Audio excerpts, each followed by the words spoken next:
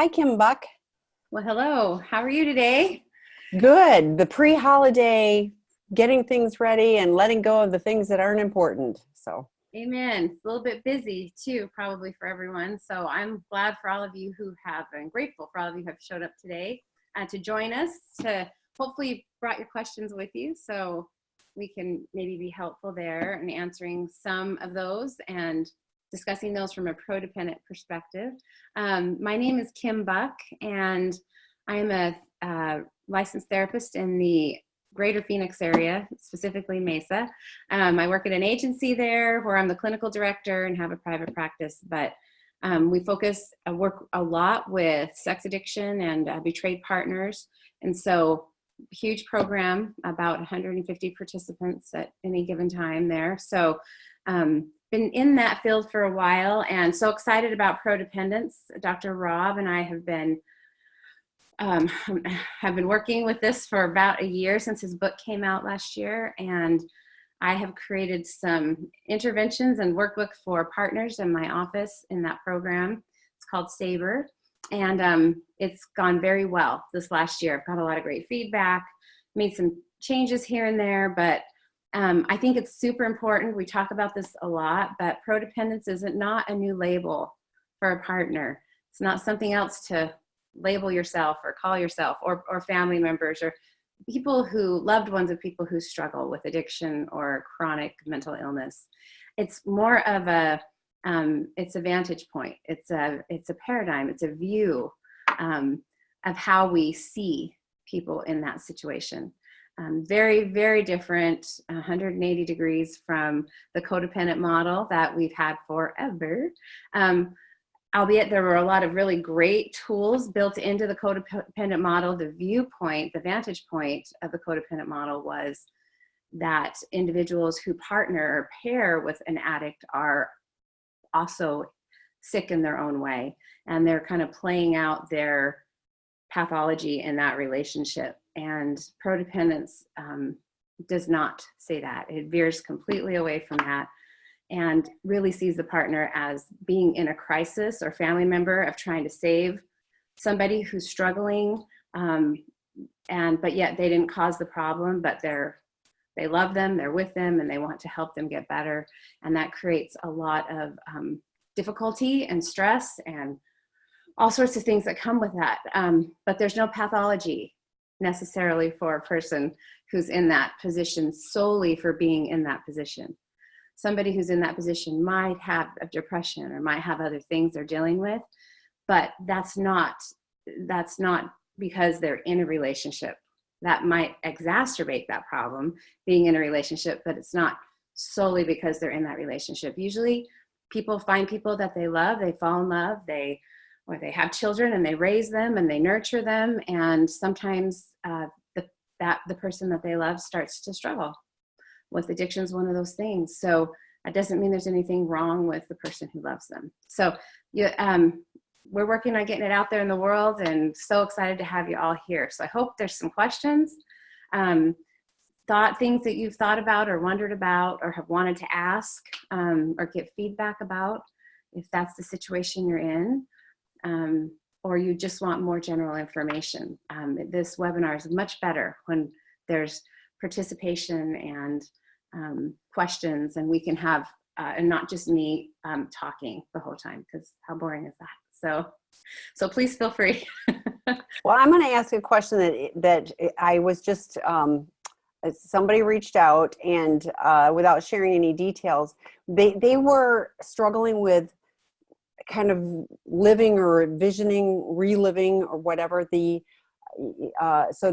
so female partner, male spouse, and he disclosed, let's say, infidelity, and so now she is stuck with these images of, what was it like, and like all of those things. I'm not sure that she's had disclosure. It felt like not, but like, do you have any thoughts on what a partner can do if they're really struggling with, the intrusive, invasive, thoughts and visions Of the acting out behavior and things that have happened? First of all, I want to or know. that they even imagine might have happened. Like Right. they may not even know, but they are thinking that this could have happened. I always say it's kind of like the video that gets created. I might not know who these people, or I've never seen this internet site or anything like that, but the partners often will make up their own kind of video imaging of that, which can be very traumatic, whether or not I've seen it. So I think I just want to normalize that is pretty common for most partners. Because I think the need for the partner is to make sense out of something that makes no sense. So I'm trying to wrap my head around something that, first of all, my partner said in this case he would never do. Made promises that he would, probably be true and honest and open. And so he breached those promises. And so it sets off a series of traumatic kind of responses in a partner. And so it's pretty typical for that to happen. I think as far as what you can do about it, I think getting support, I will harp on this till the forever, but getting support from other women or men, depending on what situation you're in, other people who are in a similar situation is key, because it will help you maybe even exit some of that, be able to talk about it, and somebody else can say, I totally understand, I have the same thing. Because what will happen is the partner will go to the, in this case, I don't know if he's an addict or maybe it was just infidelity, but go to her partner and want him to make sense out of it all and ask all these questions. What about this? And what about that? And this, and did it look like that? And do you like that? And did she do something I didn't do? And I mean, those are all some of the fears that come up for a partner. And often she would be met with defensiveness and anger and frustration and maybe even gaslighting and turning the tables. And because if he hasn't done any of his own work, he's not going to have a lot of ego strength to stand in her questions and her pain. So support, number one. Number two, get a therapist that can help you navigate. As a therapist that works with partners, I want to get as much of that out and into the open and out of his or her head, so it's not haunting to them. And we have very specific therapeutic techniques that we can use to help minimize the impact of that type of trauma and those type of trauma reactions in a partner. So support and good therapy are probably paramount. And manage your expectations with the offending partner in this case, because he or she might not have the capacity to hold that space.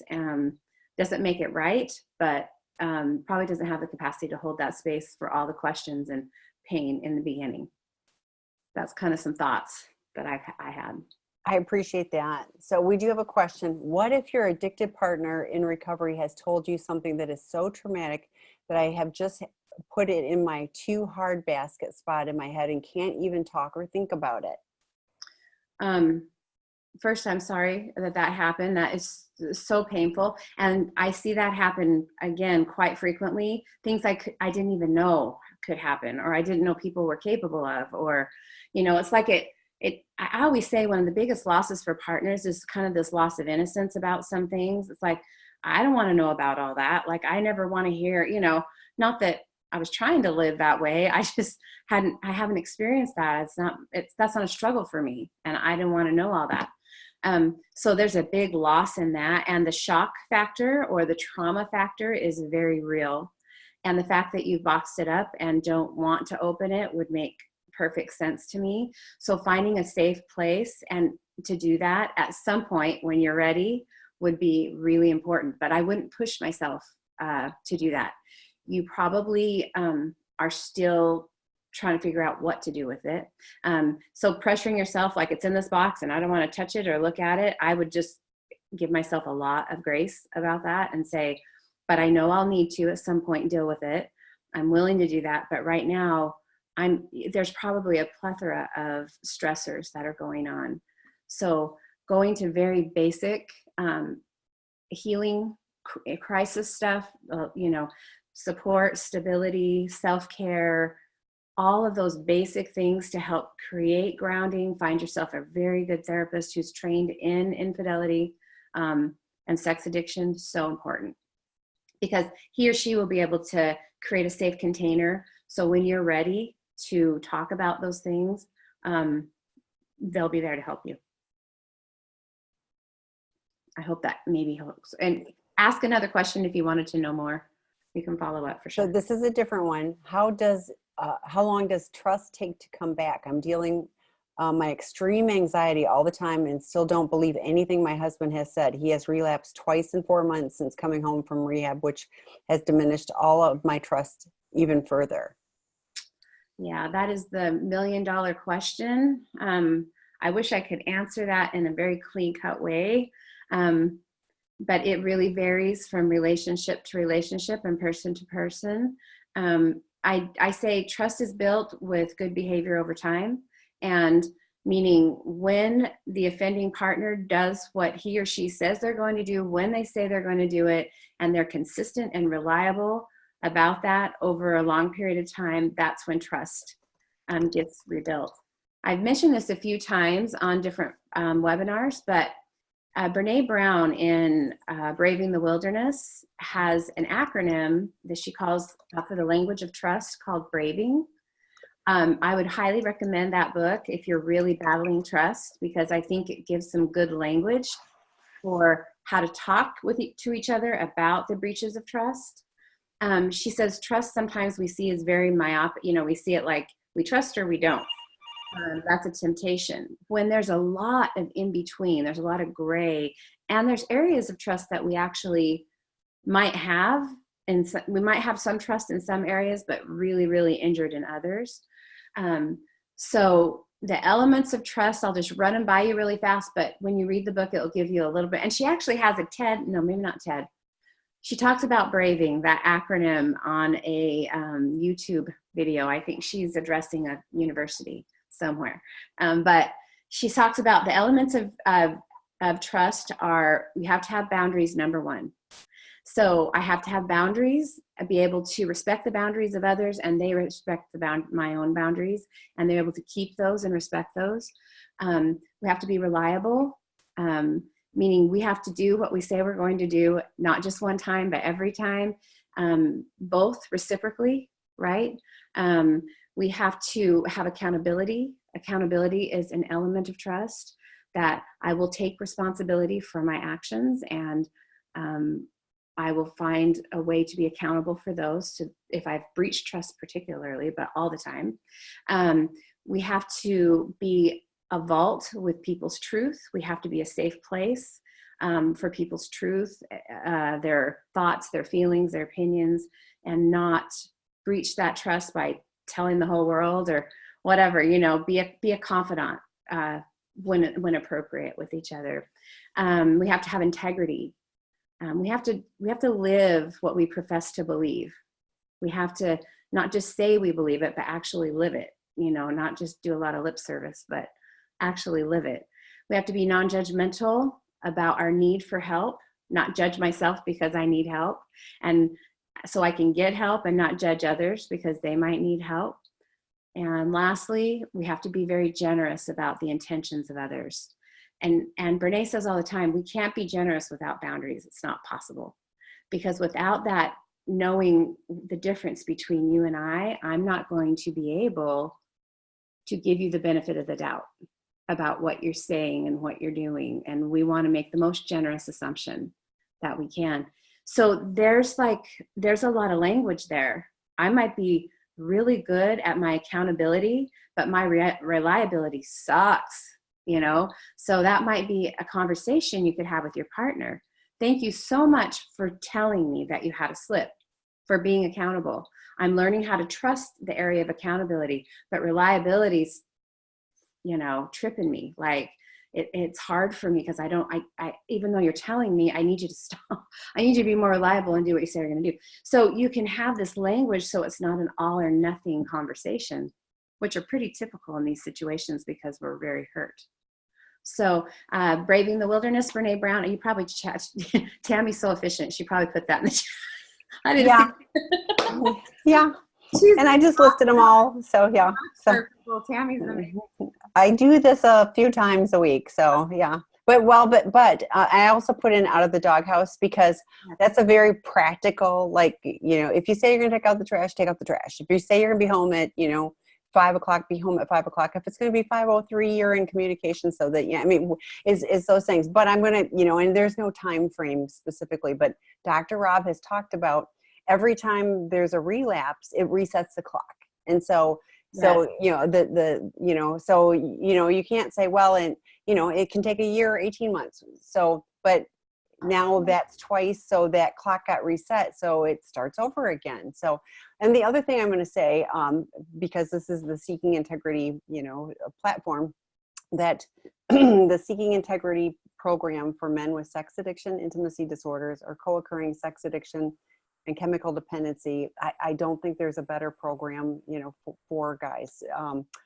Like we've heard consistently, life-changing from both the alumni and from their spouses, partners. So please consider, he may not have gotten exactly what he needed at the other place.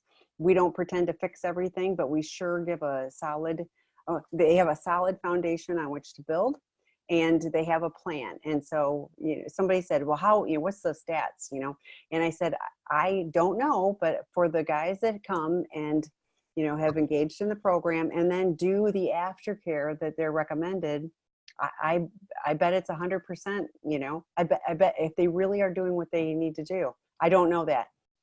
For those that come to the program, and I do know this, that go home and go, well, that was lovely, but, I'm going to continue doing the same thing I did before and expect a different result. The chances of them remaining in recovery for the long term are slim.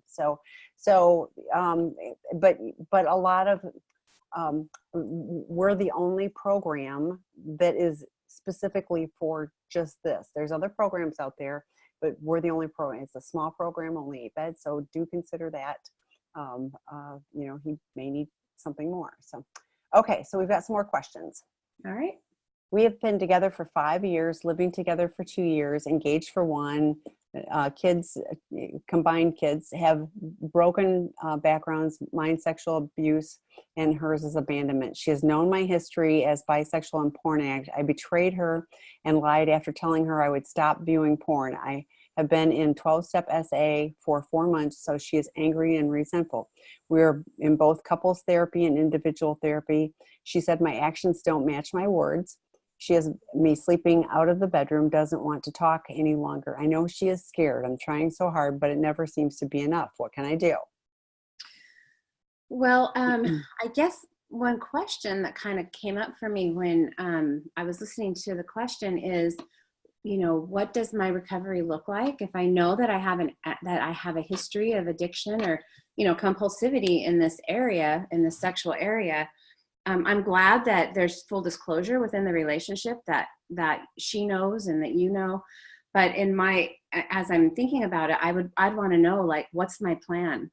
How we build trust is we create a healing plan, a recovery plan, that not just, just going to meetings, that's all good. Going to a meeting, getting support is all good, but it's only as good as we can communicate our journey with our partner to some degree. You don't have to tell each other every detail. That's not the point, but to be able to say, I'm just going to a meeting doesn't necessarily get us sober, doesn't get people sober. So what am I doing there? What am I learning? And, am I setting marks for myself to, am I working with a sponsor or a therapist or whatever to navigate what's going on that's leading me into my acting out behaviors, and what am I doing to arrest those? And, am I accountable to anybody else? Does anybody else know that struggle? And, I think, that's kind of this really brief summary. I know, Tammy, you might have some more about this too, but I think you guys need to probably find a way to communicate about recovery, because that will build trust in the relationship. If she knows, and I'm just not going to meetings, I have a plan. And sometimes it's hard to communicate that plan. There's a little fear there for addicts, like, oh, it might freak her out if she knows, this or this is a struggle for me. But I think long-term, particularly looking towards a, marriage, a committed relationship long-term, I always say our past and information is like trying to hold a air bubble underwater. It's going to find its way to the surface eventually. So I think figuring out how to communicate about all of that. Let's know everything about each other, and let's figure out how to communicate about recovery. So you might be doing that. I might be shorting that, but I would want to know what, what am I? I'm looking really quick. And maybe that's something you could do in the couples therapy too. She might need to see more consistency as far as know what your recovery is and what you're doing. And I'd be curious to know if there's been some individual therapy in addition to couples therapy, because it's really important that both of those elements are there. And I know, sorry, I know this is an abbreviated format, so, I'm only reading what I can read, but I have been in a 12-step essay for 4 months. Now that in my mind means I'm going to meetings.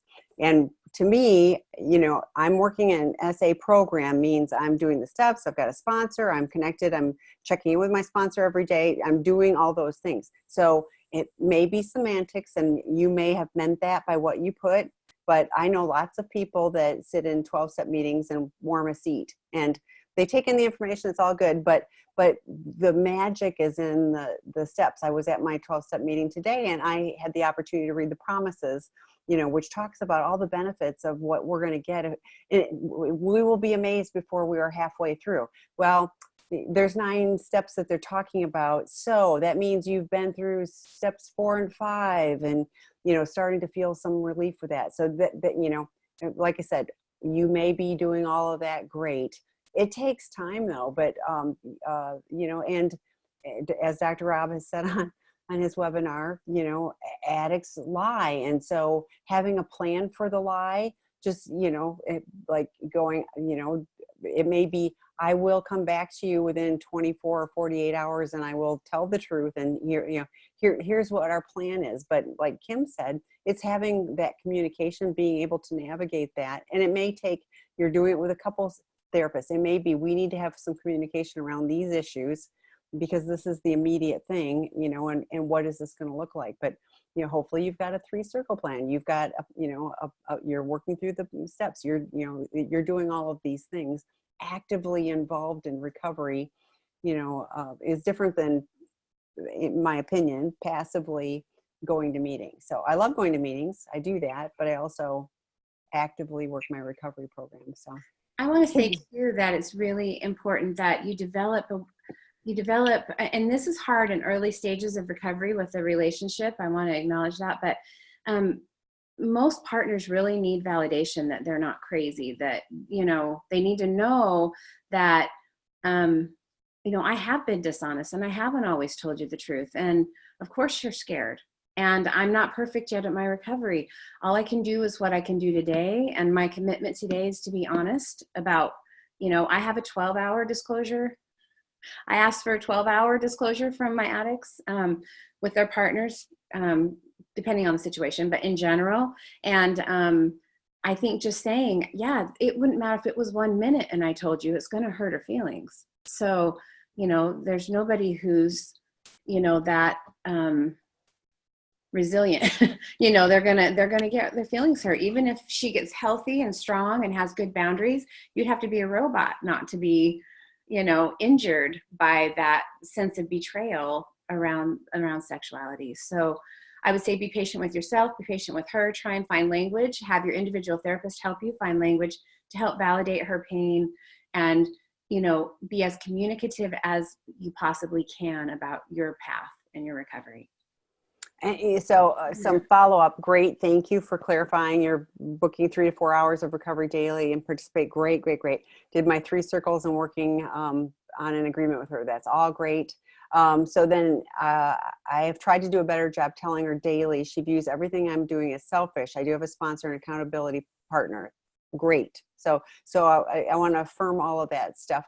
The one idea, is, and it does feel like, okay, you were taken away by your addiction. Now what about me? I get that on, on all those sides. But it's like, I look at it as, I lacked all the skills and tools. I needed to go to school and get some education. And so until you have the education on how to better connect and be more empathetic and all of those things that we lack, in active addiction, you don't have it. So you do need to go get the support for that. And I can understand that she feels it's selfish. Hopefully she starts, connecting with a podcast and some of those other things, so she understands that, you need to get support, she needs to get support, and then you need to get the support together. But there's a whole supportive community for her, and she can come and vent. And I'm subbing in on the partner meeting on Sunday night at 6 p.m. Pacific time this week. Invite her to join, and she can vent and say whatever she needs, and she'll hear how other people handle those situations, viewpoints of what they've been through. There's some amazing resiliency, is the word that comes to mind for the partners that are showing up in there. So I don't use the word recovery for partners. Although somebody said it in this partner meeting the other day, and I thought that was a really helpful reframe, because it's more about recovering from like what addiction did to them too. So it's like healing a wound, it's a recovery process from that. But I think I have always kind of taken it from the codependent. You need to go work on you. You're a codependent. You're an enabler. You're part of the problem. And so, so I kind of, that word is a little bit of a struggle, but getting support, healing, all of those things from that, and grieving the loss, like the innocence that you were talking about, Kim, the innocence of, we're in this together, and, he's got my back and I've got, all of that, it's gone, and it will never be the same, but it can be really good. I know lots and lots of couples that have found a healing path, and an honest one. They're able to honestly communicate with each other, and so eyes wide open, move forward. And remember too, this is important, I think, just given the question, addiction is is a very self-serving thing. It is selfish by nature. Addiction takes up time, energy, it takes a lot, it sucks up a lot, it makes a lot of withdrawals on a relationship. And so in the early stages for a partner, recovery feels selfish as well. So here I haven't had you maybe in some ways this whole time because you've been acting out or lying or cheating, whatever. And now you're not doing that, but it feels, because recovery takes up so much time and energy, I still feel lost and alone. That is a very common feeling for a lot of partners. Either both sides of that coin feels self-serving and selfish, even though logically, most partners know, yes, I want my partner in recovery more than anything, but I still feel alone. So validating that selfishness and saying, absolutely, because of my choices, and now I have to, I'm doing this, and I'm still not giving you probably the time and attention you need.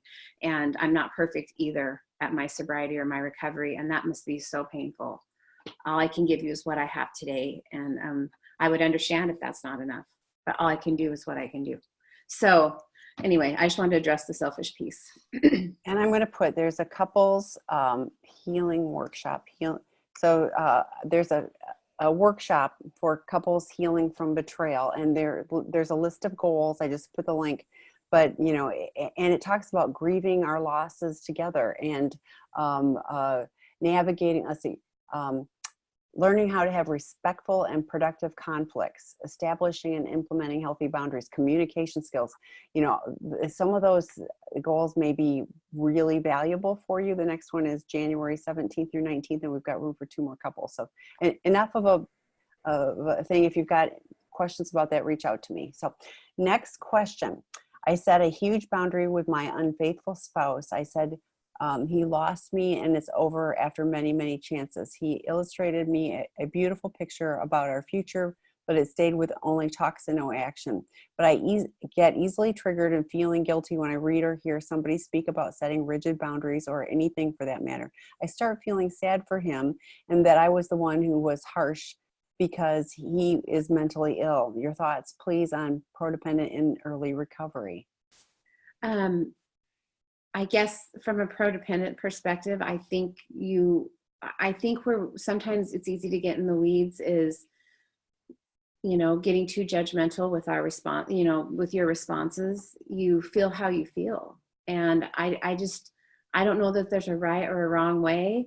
The only thing I usually will say to partners is if you're in crisis, sometimes it might feel like a boundary, and it may be. I'm not saying this is across the board, but you may be stating a boundary when you are hurting or in crisis, or there's been a relapse, and you might want to hit the brakes and give yourself a few minutes, give yourself some time to reground and kind of recalibrate so you can make those decisions. And if that's the right one for you, it's the right one for you. And I think it would be natural if it is a long standing committed relationship that you're going to struggle to disconnect. That doesn't, just because your heart's broken doesn't mean, you just go, okay, I'm done. I don't like you anymore. It doesn't, for most people, it doesn't look like that. Most people will struggle with empathy still, and feeling bad for them and wondering if they've been too harsh, if they jumped the gun. The biggest thought that comes to me is it's your car, you're driving, you decide if that feels right for you and that's the place you're in, that's okay. And it's also okay to back up the car and say, I don't know, maybe I need to sit with this for a minute. Any of that is okay. I think the point about prodependence is that there's nothing really wrong with how you feel. There's nothing wrong with being in a situation and trying to navigate waters that you haven't navigated before. Maybe you've never drawn such a hard line before in the relationship and said, I'm done before, maybe. And that just feels foreign and it's new. But like I said, just from a logical place, I guess, is make sure that you're not in crisis when you make any decision, because we generally don't make good decisions in crisis. Because we're making it out of pretty raw emotion. And if it's the right decision today, it's the right decision tomorrow and next year and next month. So, and I just think you have to support yourself in that decision if it's right for you. And it's okay. Detaching takes time. It will take a little bit of time to if you've built a life together, there's a lot there to unpack.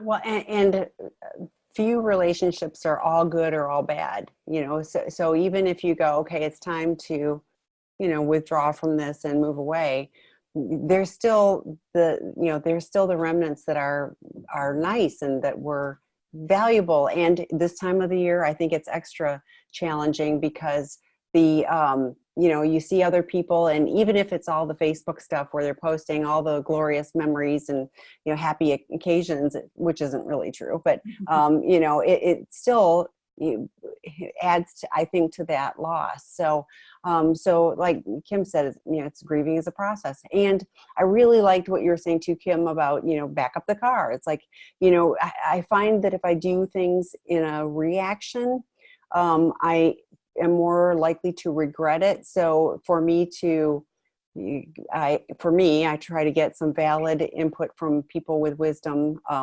in those particular areas, not that are just going to go, yeah, you're right. I need calmer voices. And get that support, because then even, with that, then I've thought it through, I've talked it through, and it isn't just the stuff that's going, up in here. It's like, okay, I've articulated to Kim, the reasons why, that's helpful for me, because even if it just clarifies for me, where I'm at.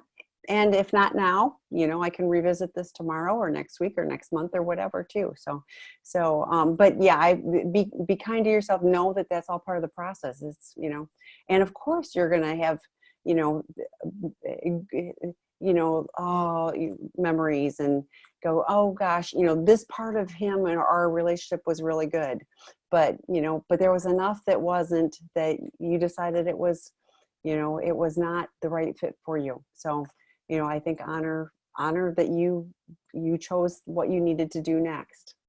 I always say too, there's always fine print. Boundaries are interesting because you set the boundaries and certainly you mean them and you want them there. But what's interesting is that the weather changes all the time. And, the boundary I thought I needed last year, I don't, or it looks a little different this year, so it's a kind of and some boundaries will stay the same forever. It depends. But I say the fine print in a boundary is I reserve the right to change my mind whenever I feel like it, because depending on what the situation is or whatever your fine print is. Because sometimes there's this feeling like I have to do it because I said it 3 years ago. I set that boundary and a lot could have happened. Who knows? I might, my partner may have a tremendous amount of sobriety and has done really good. And then maybe let some of the balance go or the accountability go and had a slip up. Or maybe it was a massive relapse. I don't know, but all of that's considerable when I'm looking at the rest of my life and making a decision that has such a big, making decisions that may have such big impact on my life and maybe the life of others. So I just think that fine print is really important. It's not to let yourself out of your boundary, but be sure that we acknowledge boundaries aren't just, life doesn't just stay the same. We're always moving and changing. And I think it's really hard to hold the tension between, what's right for me now, and also being able to vision if nothing gets better, if I don't see a pattern of moving forward, is this going to be okay with me 6 months from now or whatever? I think it's easy to get caught up in I'm okay for today. I can do this for today.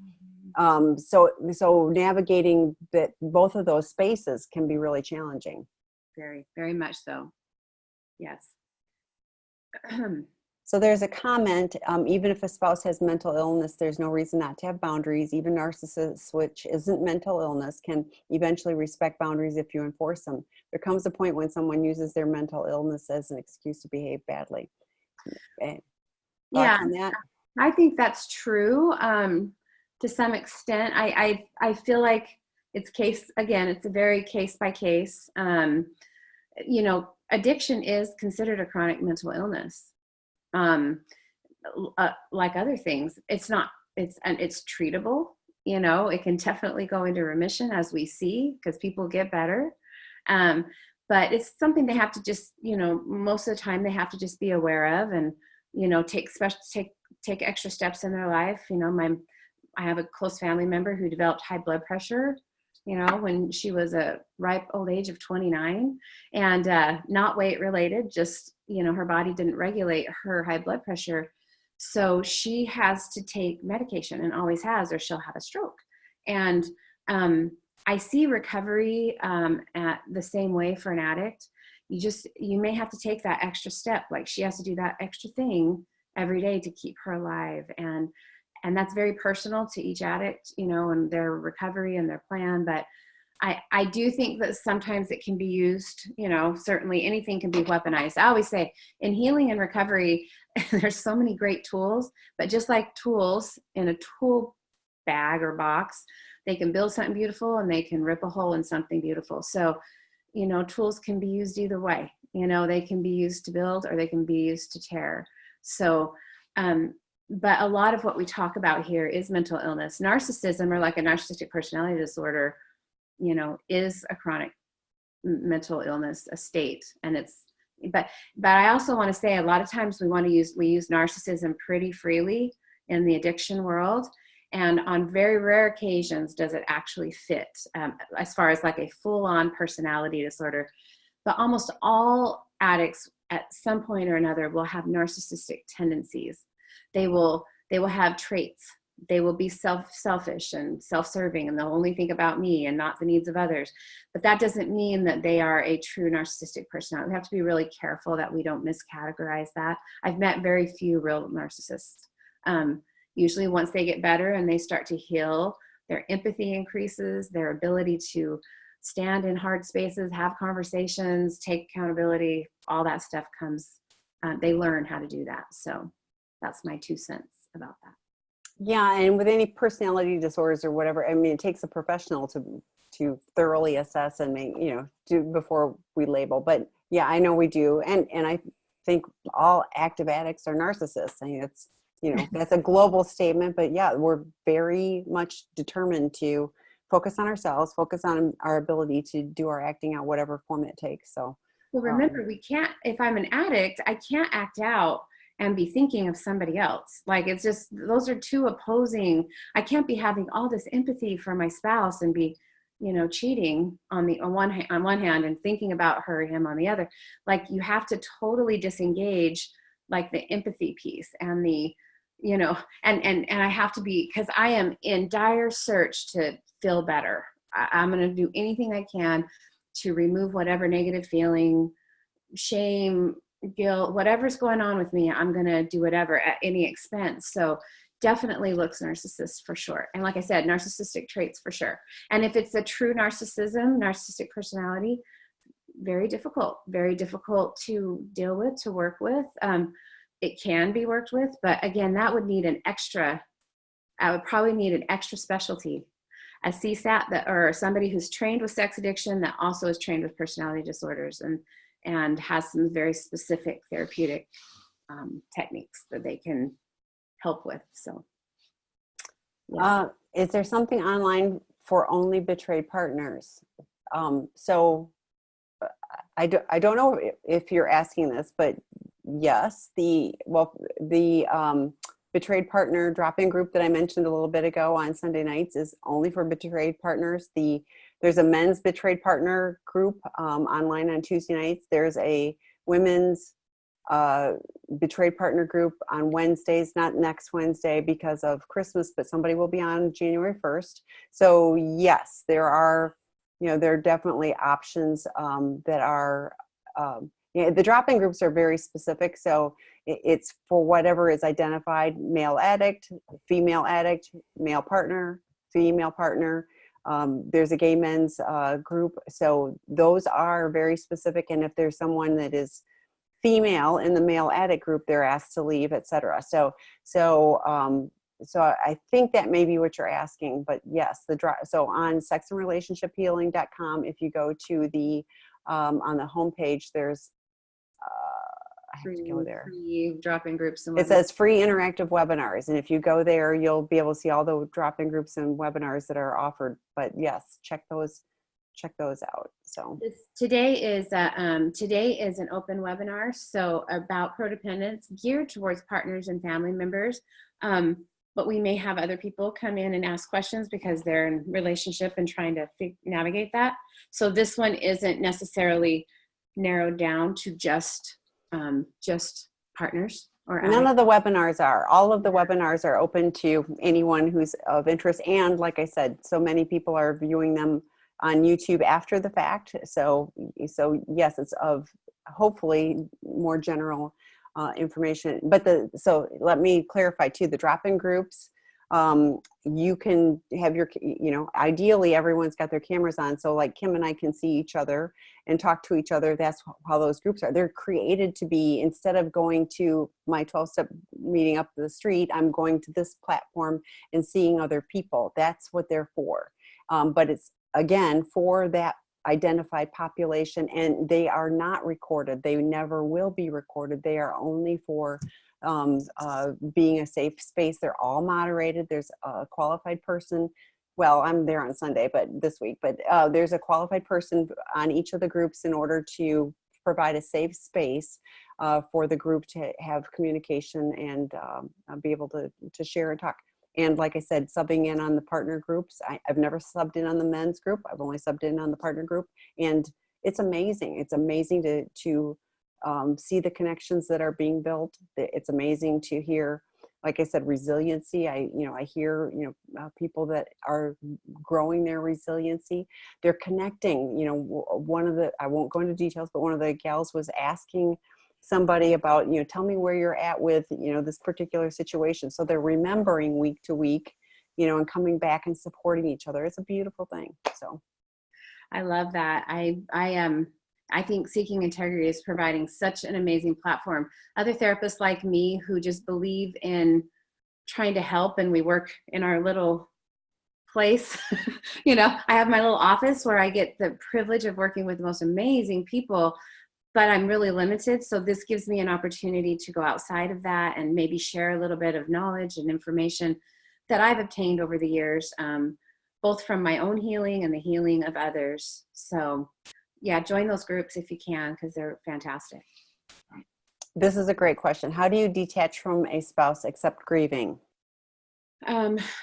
Detach completely, I would assume, like I'm leaving the relationship.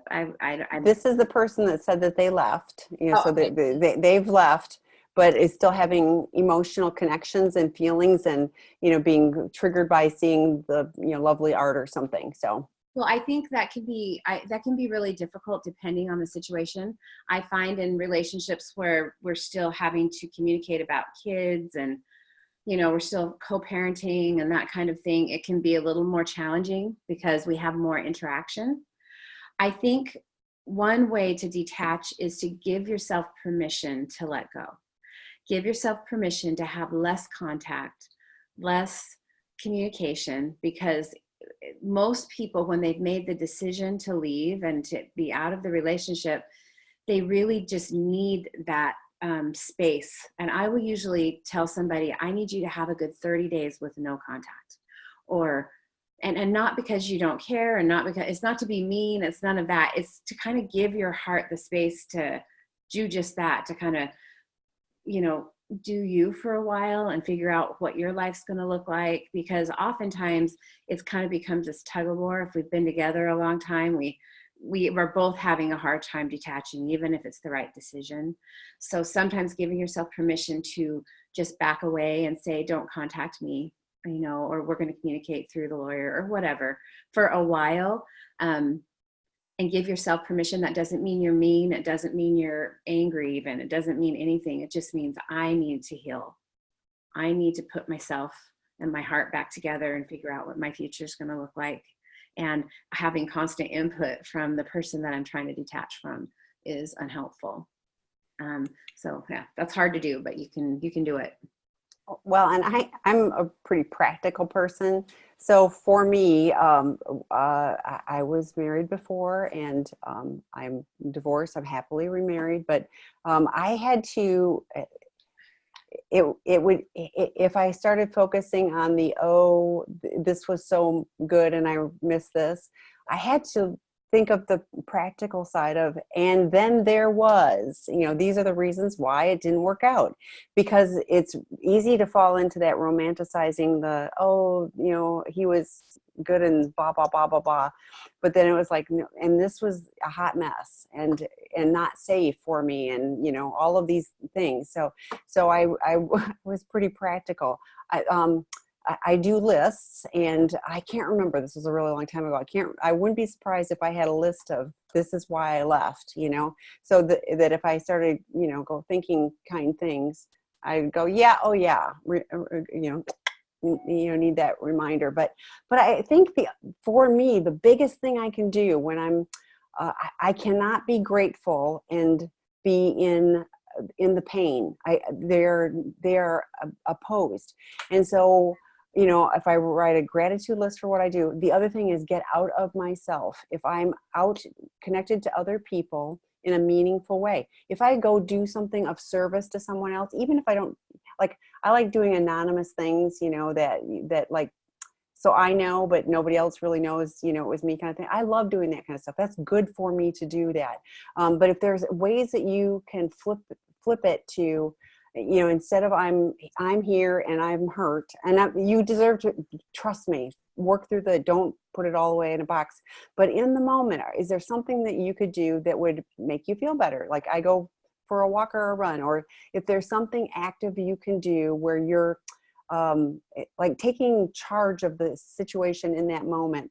That was empowering to me. I didn't want to be a victim. That I hate being a victim. So it was really empowering for me to make a decision and do just one little thing.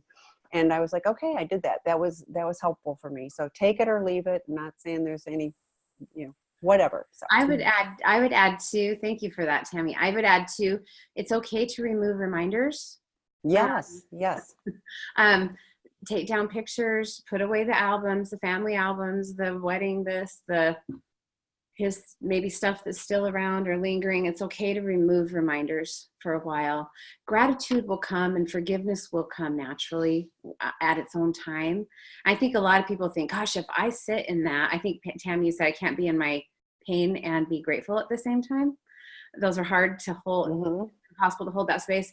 It's okay to give yourself permission to focus on why you're going for Yes. a while, because there'll come a time where you'll be able to see the good and the positive and the negative without falling back in. But in order to do that, I have to kind of remove myself and give me permission to not think about, you know, right now that's not helpful to me. I have to Yes. be focused on what's current for me, which is I've decided to leave a relationship of someone that I've loved very much for a very long time. And I still maybe do. And I've got to let go of some of that. So I'll tell people, just take down your pictures, take away reminders. I love the service idea. And you mentioned grieving. So that permission, let me grieve. Maybe I should start writing goodbye letters, you know, to certain things. I don't know. Therapists can be kind of helpful here too when you talk about grieving. I mean, we work through all sorts of, you know, grief exercises that we do, and goodbyes and detaching, and when it's appropriate. So maybe seek help that way as well if you find yourself really stuck, and get the support of others. Sometimes it's helpful for the people around you to say, I know, but let me remind you where you were. You Mm-hmm. know, remember when you called me 4 or 5 months or 6 months ago and how much pain you were in? You told me then to support you when you feel like turning back, or, you know, and I want to remind you, because I love you, how much pain this was for you. And you made that decision from a place that you felt really good about. So how can I support you in staying there? I'm laughing because I'm going, I'm such a doer. I'd be repainting the walls. I'd put a completely different color on. Like, I'm very, you know, like I'm going to change, you know, I'm going to take charge of this change or something. And even from a gratitude, I'm not like, oh, I'm so grateful all the time. But if I can find a couple of things I'm grateful for, it takes me out of that negative space, you know, at least for a few minutes. Like if I go, you know, gosh, I'm grateful the sun is shining today. I'm grateful that, you know, here in Arizona, the temperature is a lot milder than it is where my kids are in Minnesota, you know. I mean, like, it's little things, but, you know, I just go, oh, yeah, that's a good thing, you know. So, but, Pam and I share that gratitude because we're yeah. from Arizona. Yes, exactly. So I was out running this morning and I was like, well, Burr, it's 44. And then I looked at the app and I was like, okay, it's 13 in Minnesota. So I'll take Burr, exactly, 44. I'm okay. You know, so yeah, it's reframing it. So, but yeah. I don't think we have any more questions, but before we sign off, and maybe you were going to do, if I preempt this, tell me, but we've had some requests to have this on a weekly basis. So we are making that happen starting the first week of January of next year. A dear friend and colleague that works very closely with me, his name is Matt Wheeler. He's filled in for me once. He is going to be doing this webinar with me. So we're going to kind of team up. I'll do the first and third Fridays, and he's going to do the second and fourth. It's just going to be a half hour earlier. So if Pacific time would be 1:30? 1:30, yes. Pacific time would be 1:30 on Fridays. And it will happen weeks 1, 2, 3, 4. Fifth week will be skipped, but that way you can come back. And he is an attachment specialist. He's super trained in all the attachment Sue Johnson work. So he's going to come at questions probably from the prodependent. You know, obviously Prodependence is an attachment-based treatment model, but he'll be a great one to ask, you know, attachment questions about and how to communicate. And he's awesome. Trust him fully, and so excited that he's going to join me. So come back and join us. I'll be here the first week of January, so in a couple of weeks. Absolutely. And with true sincerity, I am incredibly grateful for all of you that joined us. And Kim, I'm always so grateful for you taking time and sharing with us. It's great information. I think it's really powerful for those that are joining us, and it's a powerful message for those that are struggling. So You're welcome. Have a wonderful holiday. Lots of self-care, lots of breathing, and I will see you in 2 weeks. All right, thanks everybody. Bye-bye.